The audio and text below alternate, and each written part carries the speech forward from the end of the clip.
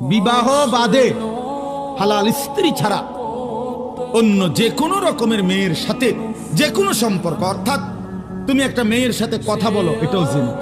তুমি একটা মেয়েকে ভালোবাসো, এটাও জিনা। একটা মেয়ের কথা শুনো, এটাও জিনা।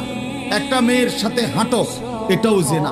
কোনো ভিন মেয়েকে ছুঁয়ে দিলা, এটাও জিনা। তার দিকে তাকায় থাকলা, এটাও জিনা। তাকে নিয়ে কল্পনা করিলা অন্তরে, এটাও জিনা। আবার লজ্জাস্থানের জিনা করিলে এটাও জিনা।